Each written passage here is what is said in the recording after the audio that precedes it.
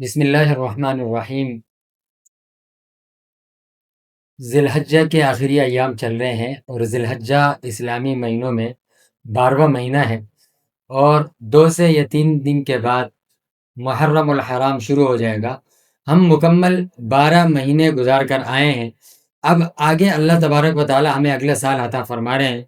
سال گزشتہ اور سال نو، اس حوالے سے شریعت کی تعلیمات کیا ہیں، اس کی طرف جانے سے پہلے ایک بات جو آپ حضرات سے عرض کرنی ہے، وہ یہ کہ انسان کی زندگی میں اور زندگی کے بعد جو پکڑ ہے وہ 2 چیزوں کی بنیاد پر ہے، ایک وقت اور دوسری چیز عقل ہے۔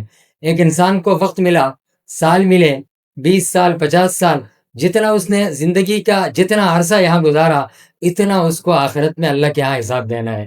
نمبر 2، عقل، جسے عقل ملی تو اسے بھی حساب دینا ہے۔ اس کے برعکس جسے وقت نہیں ملا اور جسے عقل نہیں ملی اسے حساب نہیں دینا۔ اس لیے امام شافعی رحمۃ اللہ علیہ فرماتے ہیں کہ میں نے فقیروں سے 2 باتیں سیکھی ہیں کہ الوقت سیف قاطع، وقت کاٹ دینے والی تلوار ہے۔ اب تمہاری مرضی کہ تم وقت کو گھوڑا بنا کر اس پر سوار ہو کر اس کو اپنی مرضی سے چلاؤ، یا وقت کے لیے تم جو ہے نا گھوڑے بن جاؤ، اور چاہے وقت تمہیں جس طرف لے جائے اور جیسے استعمال کرے۔ اور دوسری بات فرماتے ہیں کہ اپنے نفس کو نیکیوں میں مشغول رکھو، ورنہ شیطان تمہیں گناہوں میں مشغول رکھ دے گا۔ اس لیے یا تو ہم اپنے وقت کو قیمتی بنا کر اور اللہ کو بھی راضی رکھ سکتے ہیں، اپنی زندگی کو بھی قیمتی بنا سکتے ہیں۔ اسی طریقے سے اپنے آپ کو مشغول رکھیں، نیکیوں میں مشغول رکھیں۔